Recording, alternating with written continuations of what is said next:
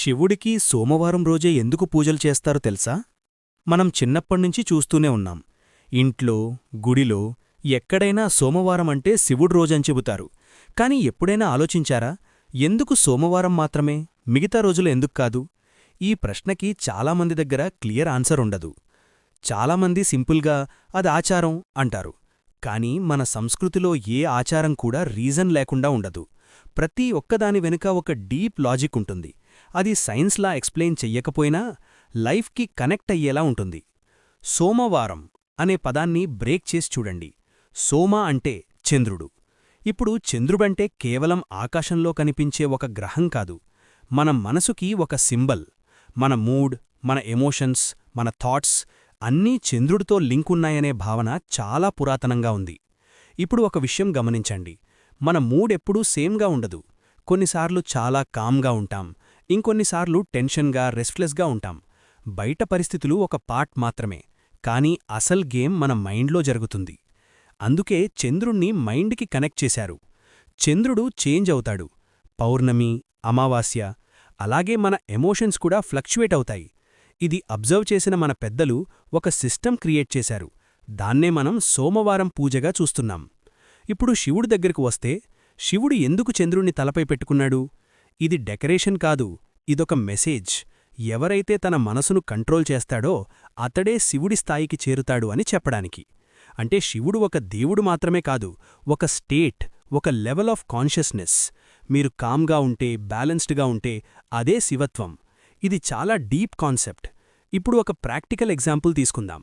మీరు ఉదయం లేవగానే టెన్షన్లో ఉంటే చిన్న చిన్న విషయాలు కూడా ఇరిటేట్ చేస్తాయి.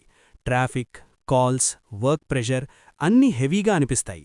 కానీ మీరు కామ్గా ఉంటే అదే పరిస్థితులు మేనేజబుల్గా ఉంటాయి.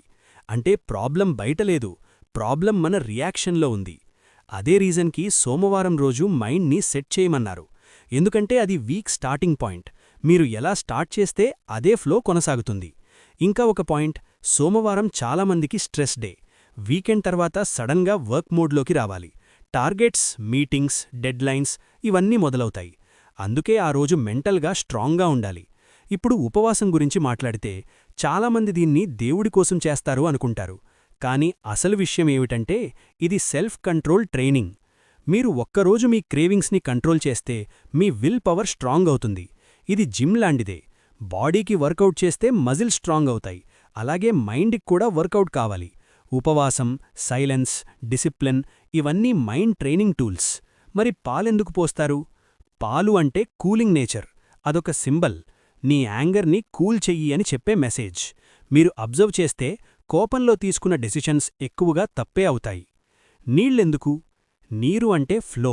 రిజిడ్గా ఉండకూడదు, సిచ్యువేషన్కి అడాప్ట్ అవ్వాలి. లైఫ్లో ఫ్లెక్సిబిలిటీ చాలా ఇంపార్టెంట్. ఇది కూడా ఒక రిమైండర్. బిల్వపత్రం గురించి చాలామంది సింప్లీ రిచువల్గా చూస్తారు. కానీ దాని స్ట్రక్చర్ చూడండి. 3 ఆకులుంటాయి: బాడీ, మైండ్, సోల్. ఈ 3 ఎలైన్లో ఉంటేనే మనిషి స్టేబుల్గా ఉంటాడు, లేకపోతే ఇంబ్యాలెన్స్. ఇప్పుడు ఒక ఇంపార్టెంట్ మిస్టేక్ గురించి. మనం బయట పూజ చేస్తాం, కానీ లోపల చేంజ్ ఉండదు. గుడిలో శాంతిగా ఉంటాం, బయటకు వచ్చాక అదే యాంగర్, అదే టెన్షన్. అప్పుడు ఆ పూజకి మీనింగ్ ఉండదు. శివుడు ఇంప్రెస్ అవ్వడమంటే మీరు కామ్గా మారడం, మీరు బ్యాలెన్స్డ్గా ఆలోచించడం. అదే రియల్ బ్లెస్సింగ్. అది ఎక్స్టర్నల్గా కాదు, ఇంటర్నల్గా జరుగుతుంది. ఇంకో అబ్జర్వేషన్, మీరు ఒకరోజు చాలా డిసిప్లిన్గా ఉంటే నెక్స్ట్ డే కూడా అదే ఫాలో అవ్వడం ఈజీ అవుతుంది. అదే రీజన్కి సోమవారం స్టార్ట్ స్ట్రాంగ్గా చేయమన్నారు. అది మొమెంటం క్రియేట్ చేస్తుంది. మన లైఫ్లో బిగ్గెస్ట్ ప్రాబ్లం కన్సిస్టెన్సీ లేకపోవడం. ఒకరోజు మోటివేషన్ ఉంటుంది, తర్వాత డ్రాప్ అవుతుంది. కానీ మీరు వీక్లీ రీసెట్ పెట్టుకుంటే, అంటే ప్రతి సోమవారం కన్సిస్టెన్సీ బిల్డ్ అవుతుంది. ఇప్పుడొకసారి మీ రొటీన్ అబ్జర్వ్ చెయ్యండి. మీరు సోమవారం ఎలా స్టార్ట్ చేస్తున్నారు? రష్గా, లేట్గా, ఫోన్తో, లేక కామ్గా, ప్లాన్డ్గా? ఎందుకంటే అదే మీ ప్రొడక్టివిటీని డిసైడ్ చేస్తుంది. చాలామంది సక్సెస్ కోసం బయట సొల్యూషన్స్ వెతుకుతారు. కానీ ఆన్సర్ చాలా సింపుల్. మీ మైండ్ని కంట్రోల్ చెయ్యండి, మీ హ్యాబిట్స్ని కరెక్ట్ చెయ్యండి, అంతే. సోమవారం పూజలు, ఆచారాలు ఇవన్నీ టూల్స్. అల్టిమేట్ గోల్ ఒకటే: సెల్ఫ్ మాస్టరీ. మీరు మీపై కంట్రోల్ పొందడం. చివరిగా ఒక విషయం, శివుడు ఎక్కడో గుడిలో మాత్రమే ఉండడు. మీరు సైలెన్స్లో ఉన్నప్పుడు, మీరు కామ్గా ఉన్నప్పుడు అదే శివుడి ప్రెజెన్స్. అది ఎక్స్పీరియన్స్ చెయ్యాలి. అందుకే సోమవారం రోజున శివుణ్ణి పూజించమన్నారు. అదొక రిమైండర్, స్టాప్, రీసెట్, రీఅలైన్ అని. మీరు అర్థం చేసుకుంటే అది లైఫ్ చేంజింగ్.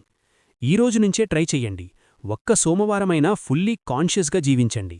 మీ థాట్స్ అబ్జర్వ్ చెయ్యండి, రియాక్షన్స్ కంట్రోల్ చెయ్యండి. మీరు డిఫరెన్స్ ఫీల్ అవుతారు. ఇది ఒక బిలీఫ్ కాదు, ఒక ప్రాక్టీస్. మీరు చేస్తేనే అర్థమవుతుంది, లేకపోతే ఇది కూడా ఒక స్టోరీగానే ఉంటుంది.